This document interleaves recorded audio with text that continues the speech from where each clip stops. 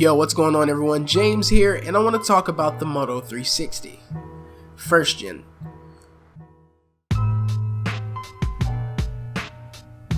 So if you've been up to date on your tech news, then you'd know that Motorola has dropped their second gen Moto 360, which means you can't make the last gen on Moto Maker. Now there are some things you may want to take into account. Specs. The first Moto 360 has a 310 mAh battery, a beautiful circular 1.56 inch LCD display with a 320 by 290 resolution, which gives it a 205 ppi density with a flat tire at the bottom, and sadly it's not an OLED screen. A pretty dated TI OMAP 3 processor, half a gig of RAM, 4 gigs of internal storage, a heart rate sensor, and is IP67 certified water and dust resistant. The 5.1.1 Lollipop update for Android Wear is pretty optimized, so no choppy performance so far. And the ridiculous amount of watch faces are pretty nice, so you can switch it up from day to day if you like. So there's one thing I want to get out of the way first. Battery life. So the word on YouTube, it was pretty bad with early Android Wear versions, and the fact that they didn't go with a Qualcomm chip that would have potentially made battery life stretch to about 2 days. But it isn't that bad.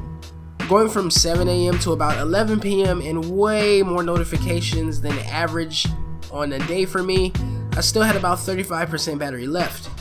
Long story short, you won't be wearing this for 2 days straight without it dying on you. Even though this thing is an old chip, performance is pretty damn good in my opinion, although every once in a while I get the occasional hang.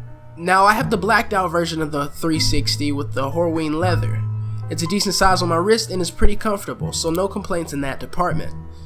The bands are swappable, so if the leather on yours or the one you're maybe possibly getting starts to wear out, it can always be replaced. But it's not as easy since the first gen doesn't have lugs. Now this thing is sexy, and still one of the most gorgeous looking smartwatches out there. And now that a little bit of time has passed, iOS has support for Android Wear, but you're not going to get the same functionality as you would with an Android device, so just bear that in mind. Now onto one of the factors that will determine if you believe it's still worth it: the price. So now you can get the Moto 360 for as low as $100 on Amazon, eBay, and more. Now that price is usually for the used or refurbished models, but you can still pick up one brand new for $150 on Amazon. Now remember, this is a smart watch. It will always be a watch first.